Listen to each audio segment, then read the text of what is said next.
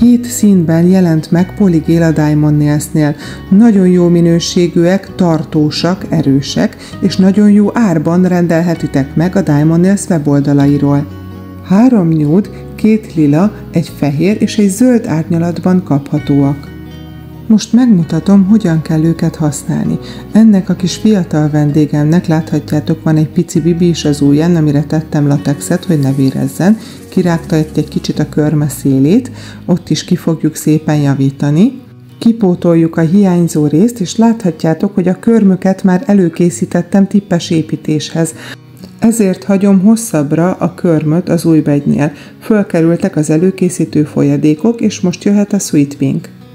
A jó tapadásért az előkészítő folyadékok után mindig felteszek egy rubber-based alapnak, vagy Sweet Pinket, vagy Honey Peach-et, vagy Dusty Pinket, annak függvényében, hogy milyen díszítést szeretnék készíteni, vagy milyen polygellel fogok ráépíteni. Most, mivel egy baby boomert választottunk, úgy gondoltam, hogy a Sweet Pinkkel lesz a legszebb a színátmenet. A hüvelykújon lévő hiányos részt is a Sweet Pinkkel fogom kipótolni, megerősíteni itt ezt a kis betört körömszélet, hogy a továbbiakban ne törjön be, és tudjátok, hogy mindig ez a 2 oldalt, ez a stressz pont, ami azt jelenti, hogy ezeken a helyeken kell nagyon odafigyeljünk, hogy megfelelő mennyiségű anyag legyen a körmök szélein, ami meggátolja a csorbulást, hogy ne legyen kis csorba körmünk. És itt is van a coffin, vagyis ballerina tippünk, vagy szűkített kocka, ezt fogjuk használni.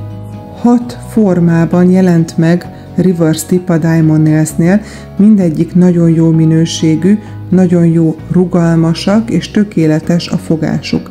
Láthatjátok, van egy kis C-ívünk, tehát lesz ereje és tartása a körmünknek. És itt van a kiválasztott polygélünk, a 3-as, ez a Milky White. Fogjuk a polygélünket, és belenyomunk a tipbe körülbelül egy nagyobb borsószemnyi anyagot.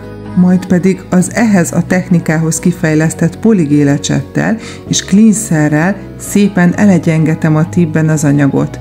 Fönt vékonyabbra, hogy ne nyomjunk ki sok fölösleget, és lehúzzuk körülbelül a köröm hosszának megfelelően. Miután ezzel is megvagyunk, szépen fölillesszük a tippet a polygéllel a körömre. Egy föntről lefelé nyomó mozdulattal, óvatosan, hogy fölfelé ne fusson ki sok anyagunk, szépen fölillesszük, majd zseblámpával 15 másodpercet kötjük, ezután pedig rendes LED-lámpával további 1 percig. De mielőtt a nagy lámpába betenném a körmöt, előbb megfordítom, alulról is ellenőrzöm, ha kicsit vastag az anyag, vagy esetleg hiányos, nem ér jól hozzá a köröm felületéhez, akkor megigazgatom, zseblámpába ezt az oldalt is megkötöm egy picit. Az 1 perc köttetés után pedig nyugodtan eltávolíthatjuk a tippet. Nézzétek, milyen szépen leválik a tipp a körömről, és itt is van, alig kell reszelnünk, és megvan a köröm formája. Itt pedig egy picit szórakozik a vendégem, és kocogtatja az asztalt, szórakozva azon, hogy milyen hosszúak a körmei, persze nem így fog maradni, itt még elég sokat kell rövidítsek belőlük. Ezt smirli fejjel teszem meg. Majd pedig egy használt reszelővel szépen átreszelem a körmök széleit. Azért használt reszelővel, hogy itt oldalt meg ne vágjuk a bőrt. Nagyon jó az állaga a polygelnek, nagyon könnyen reszelhető, nem nehéz reszelni, mint általában egy porcelánkörmöt. Miután a szélekkel megvagyunk, egy vékony csiszolófejjel szépen kireszeljük a körmök alját. Itt van a plusz, most nem a felületen, mint egy sablonos építésnél. Lebábferesztők, és jöhet az FM. Egy új fényzselét fogok használni, az FM1-et, amiben egy nagyon apró, szivárványos glitter van, ez nagyon tetszik a vendégeimnek, próbáljátok ki ti is. Majd 2 percet kötjük LED-lámpában.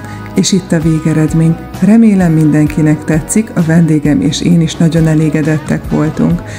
Mindenkinek ajánlom, próbáljátok ki a Diamond Nails polygeljeit, nagyon jó állagúak.